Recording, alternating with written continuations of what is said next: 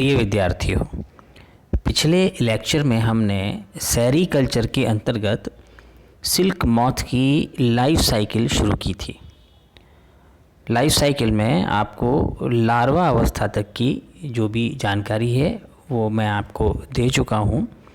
एक बार और आपको ये रिपीट करना चाहूँगा कि सिल्क मॉथ की लाइफ साइकिल में सर्वाधिक महत्वपूर्ण जो स्टेज होती है, अवस्था होती है, वो लार्वा अवस्था ही होती है, क्योंकि हैचिंग के उपरांत निकलते ही ये लार्वा तुरंत फीडिंग शुरू कर देता है और बहुत बड़ी मात्रा में भोजन ये ग्रहण करता हुआ और बहुत तेज़ी के साथ विकसित होता है और इसका आकार कुछ ही दिनों में, जो प्रारंभ में ये 0.5 सेंटीमीटर के आसपास होता है, तो पूर्ण विकसित होते होते 7 से 10 सेंटीमीटर तक का हो जाता है। और कई सारे इसमें शारीरिक परिवर्तन भी देखने को मिलते हैं, जिसमें रंग का परिवर्तन भी होता है, साइज़ का परिवर्तन होता है और कुछ अंगों की कुछ संरचनाओं का निर्माण भी होता है, जैसे स्पिन रैट का निर्माण होता है, सैलाइवरी ग्लैंड्स जो होती हैं वो विकसित होती हैं, आदि इत्यादि। तो ये जो लार्वा अवस्था है ये बहुत महत्वपूर्ण अवस्था है और इस अवस्था के बाद ये जो लार्वा है ये प्यूपेशन की तरफ आगे बढ़ जाता है। तो जो प्यूपा अवस्था है वो किस प्रकार की होती है उसे समझिए। अभी जो मैं आपको एक स्लाइड दिखा रहा हूँ, इस स्लाइड में भी आप देख सकते हैं कि इसमें लार्वा अवस्था भी दिखाई गई है, इसके कोकून्स कैसे होते हैं वो भी दिखाए गए हैं, प्यूपा कैसा होता है वो भी दिखाए गए हैं और एडल्ट की भी इसमें फिगर्स देखने को मिल जाएंगे आपको डी के अंतर्गत। तो जैसे ये मध्य में लार्वा आप देख रहे हो, तो ये 3 चित्र हैं लार्वा के, तीनों में आपको इसके अलग अलग स्वरूप आपका दिखाई देगा। और प्रमुख रूप से जैसे आप देखेंगे तो इसके हेड वाले रीजन में, जैसे ये साइड में ए के अंतर्गत देख रहे हो, तो हेड वाले रीजन में 2 आई स्पॉट्स भी स्पष्ट रूप से दिखाई दे रहे हैं और आगे इसका एक प्रोजेक्टेड माउथ है जिसमें स्पिन रैट की संरचना विकसित होती है, जिसके माध्यम से ये अपने कोकून का निर्माण करता है। तो अब ये प्यूपेशन पे आइए। प्यूपा अवस्था जो होती है वो किस प्रकार की होती है। जैसे ये सामने आप स्लाइड देख रहे हो, स्लाइड में लेफ़्ट में जो सी के अंतर्गत ये जो 2 चित्र आपको दिखाई दे रहे हैं, ये दोनों इसके प्यूपा हैं, यानी प्यूपा बनने के बाद, फॉर्मेशन के बाद इस तरह की संरचना दिखाई देती है। एक और इसमें आप डायग्राम है वो देख सकते हैं, चित्र है वो देख सकते हैं सी के अंतर्गत, इसमें ये सिल्क मॉथ का प्यूपा दिखाया गया है। तो प्यूपेशन जो होता है उसके अंतर्गत क्या क्या घटनाएं घटित होती हैं ये समझिए। होता क्या है कि जैसे ही जो कैटरपिलर होता है वो पूरी तरीके से मैच्योर हो जाता है, पूरी तरह से उसकी वृद्धि हो चुकी होती है, तो वो भोजन ग्रहण करना बंद कर देता है, फीडिंग उसकी स्टॉप हो जाती है, बंद हो जाती है, खाना बंद कर देता है और अगले चरण में जाने की तैयारी शुरू हो जाती है। तो अगले चरण में जाना यानी प्यूपेशन में जाना। तो जैसे ही ये कैटरपिलर है जो पूरी तरीके से जब तक विकसित होता है तब तक इसके माउथ वाले रीजन में स्पिन रैट नामक संरचना भी पूरी तरीके से विकसित हो जाती है और एक जोड़ी सैलाइवरी ग्लैंड्स भी पूरी तरीके से विकसित हो चुके होते हैं। स्पिन रैट के संबंध में मैंने आपको पहले भी बताया, ये एक ऐसा स्ट्रक्चर है जिसमें कुछ ब्रिसल्स पाए जाते हैं जिनको सिल्क स्पिनिंग ब्रिसल्स बोलते हैं।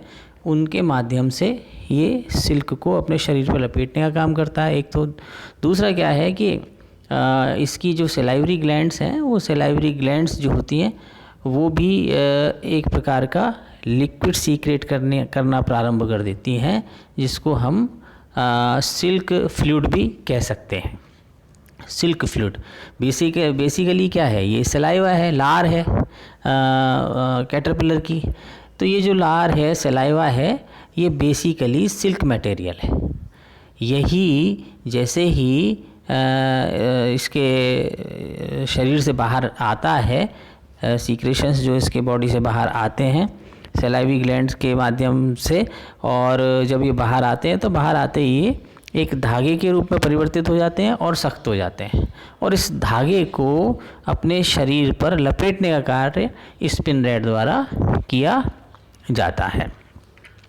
तो सैलाइवरी ग्लैंड्स जो होती हैं वो एक जोड़ी होती हैं, तो दोनों की अलग अलग 2 ट्यूब्स के माध्यम से ये सिल्क फ्लूइड निकलता है, और अंत में जाके एक ट्यूब से ये दोनों ट्यूब जुड़ जाती हैं, और अंत में उस एक ट्यूब के माध्यम से ये सिल्क जो है बाहर आती है, और स्पिनरेट के माध्यम से ये पूरे शरीर के ऊपर इसको लपेटा जाता है।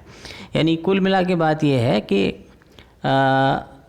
इसकी लार्वल स्टेज कंप्लीट होने के तुरंत बाद सिल्क फ्लूइड का सीक्रेशन शुरू हो जाता है, और उसके साथ ही ये जो लार्वा है ये स्पिनरेट के माध्यम से अपने शरीर के चारों तरफ उस धागे को लपेटना प्रारंभ कर देता है, और इसी के माध्यम से एक कोकून का निर्माण कर लिया जाता है, और ये जो लार्वा है उस कोकून के अंदर पूरी तरीके से उस कोकून के अंदर बंद हो जाता है।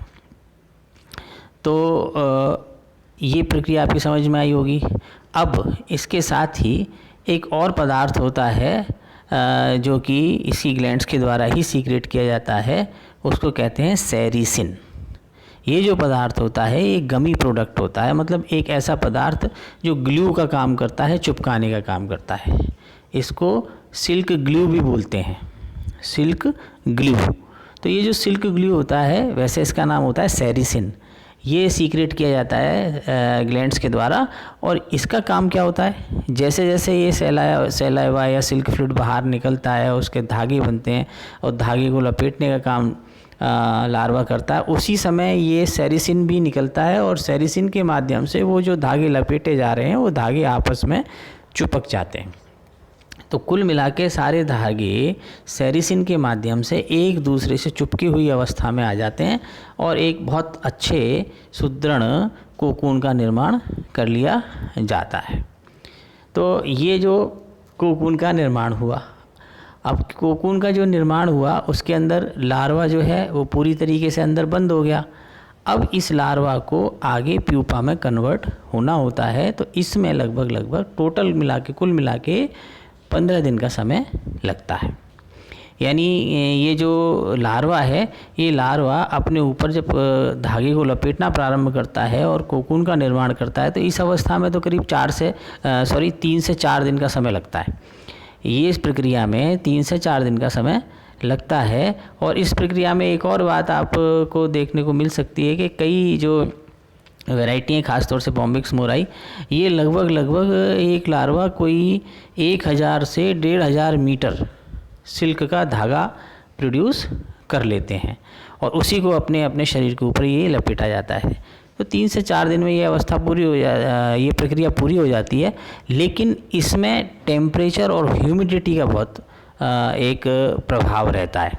यानी इसकी जो स्पीड है, इसकी जो स्पिनिंग की स्पीड है, कोकून को निर्मित करने की जो स्पीड है, धागे को अपने शरीर के ऊपर लपेटने की जो स्पीड है, वो स्पीड टेम्परेचर और ह्यूमिडिटी की आदर्श परिस्थितियों के ऊपर निर्भर करती है। यदि टेम्परेचर में कोई वेरिएशन आएगा, ह्यूमिडिटी में कोई वेरिएशन आएगा, तो इसकी स्पीड पे भी फ़र्क पड़ेगा, और इसके साथ साथ इसकी सिल्क की क्वालिटी के ऊपर भी फ़र्क पड़ेगा।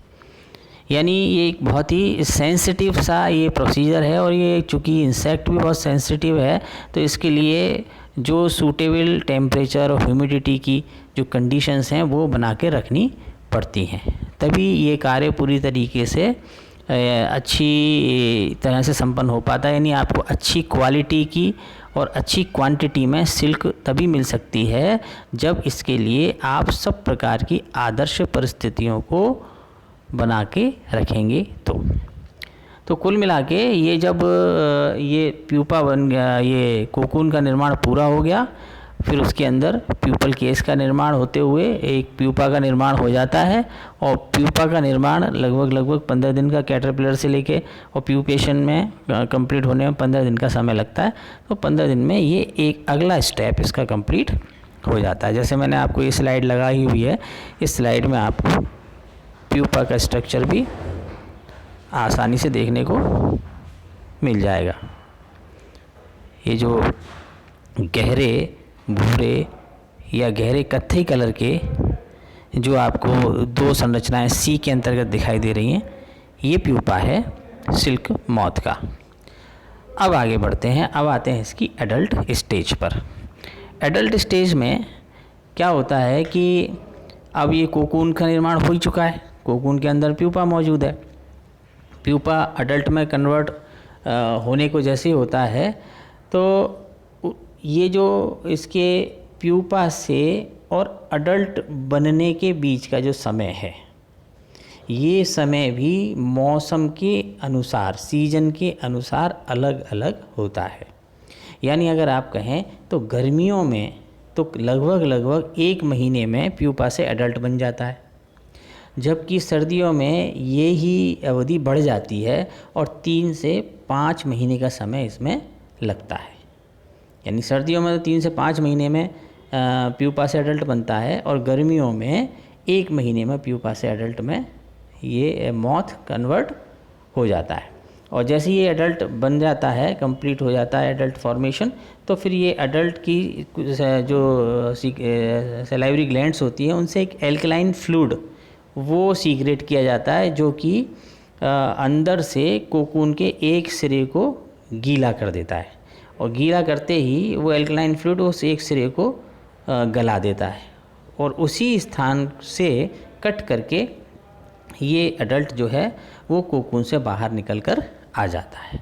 तो जो एडल्ट है वो कोकून से जब बाहर निकल के आता है तो इस क्रिया को इंग्लिश में बोलते हैं एमरजेंस, इसको बोलेंगे एमरजेंस। अब एमरजेंस हुआ, कोकून से एडल्ट बाहर निकल के आ गया। अब चूँकि हम ये सारा का सारा सेरीकल्चर की प्रक्रिया कंट्रोल्ड वे में कर रहे हैं, एक मेथड के तहत कर रहे हैं, तो बहुत सारे कोकून्स जो होते हैं वो एक स्थान पर रहते हैं और लगभग समान समय में इनकी साइकिल चल रही होती है। तो समान समय में इनमें से एमरजेंस होती है, धीरे धीरे करके उनमें से एडल्ट बाहर निकल के आने लग जाते हैं।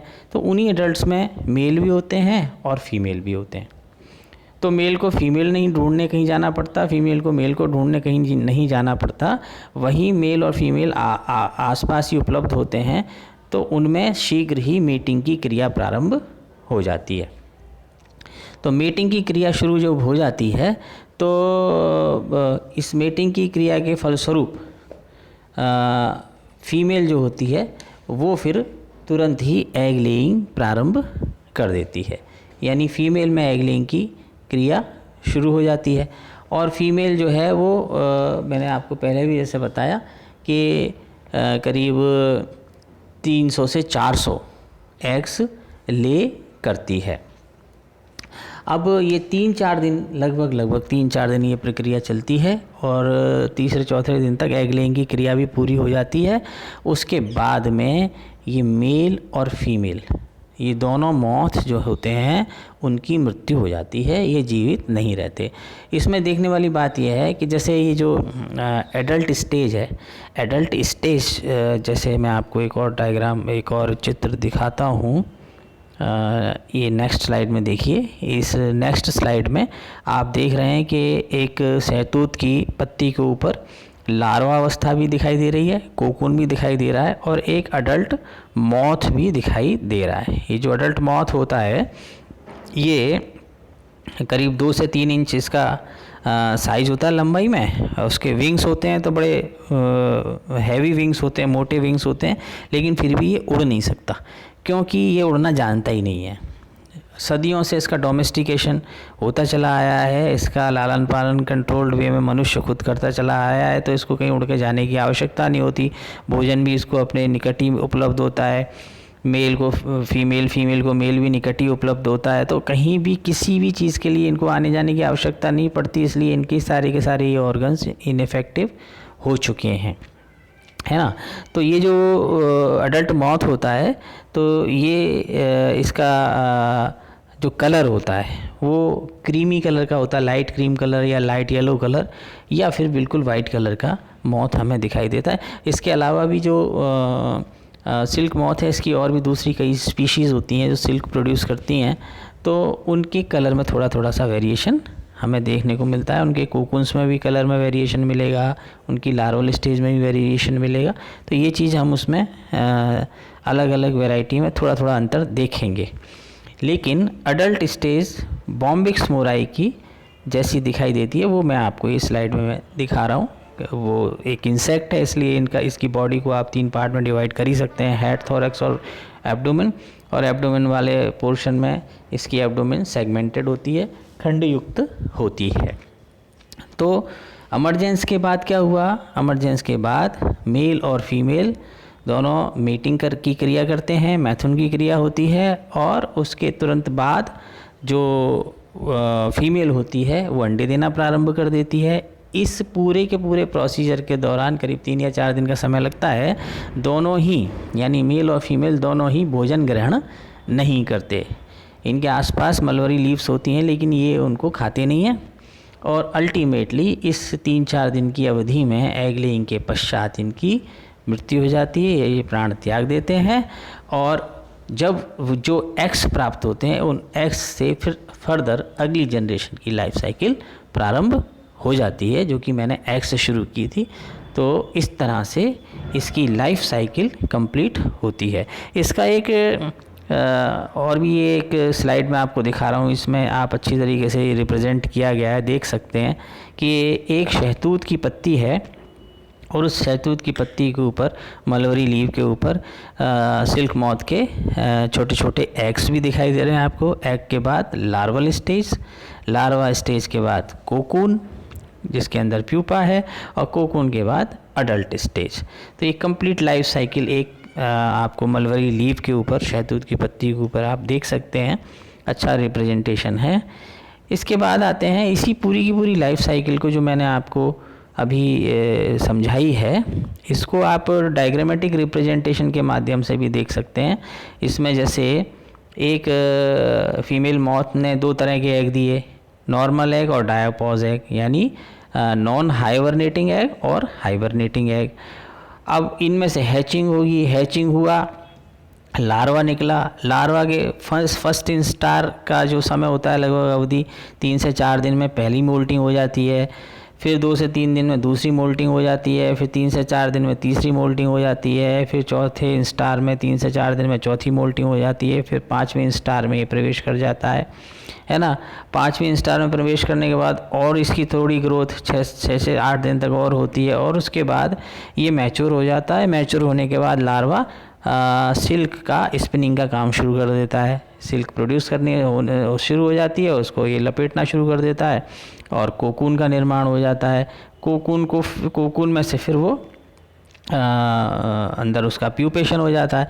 प्यूपेशन के बाद अडल्ट के बाद एमर्जेंस के बाद दोबारा से ये लाइफ साइकिल प्रारंभ हुई, वो आप देख सकते हैं। एक और बहुत इंटरेस्टिंग चीज़ जो इसमें मैं आपको दिखा रहा हूँ, ये बीच में रेट ऑफ लार्वल ग्रोथ, ये एक चार्ट देखो। इस चार्ट में क्या होता है कि इनिशियल स्टेज में फर्स्ट इंस्टार में जितना आकार लार्वा का होता है, सेकंड इंस्टार में उससे 20 गुना अधिक बढ़ जाता है, 20 गुना आकार बढ़ जाता है। तीसरे इंस्टार में ये 120 गुना हो जाता है, चौथे इंस्टार में 730 गुना हो जाता है, 5वें इंस्टार के पहले दिन में 2640 गुना होता है, तो 5वें इंस्टार के लास्ट डे में 10,000 गुना बढ़ जाता है। यानी इतनी तेज़ी के साथ ये ग्रो करता है लार्वा। और चूँकि ये हैचिंग के तुरंत बाद ही मलबरी लीव्स को खाना शुरू कर देता है, तो लगातार खाते ही रहता है। इसके कारण से इसकी बॉडी के अंदर बहुत सारे चेंजेस आते चले जाते हैं और ये बॉडी बड़ी होती हुई चली जाती है। तो ये हुआ life cycle of silk moth. Sericulture के अंतर्गत ये एक महत्वपूर्ण भाग आपने पढ़ा। अब आगे इस इंडस्ट्री में किस तरह से कौन कौन से टूल्स का इस्तेमाल किया जाता है, कैसे रियरिंग की जाती है, कैसे पालन पोषण करते हैं और कैसे सिल्क प्राप्त करते हैं, और कौन कौन सी वैरायटी की सिल्क किस स्पीशीज़ से हम प्राप्त करते हैं, ये आपको अगले लेक्चर में बताऊंगा। Thank you.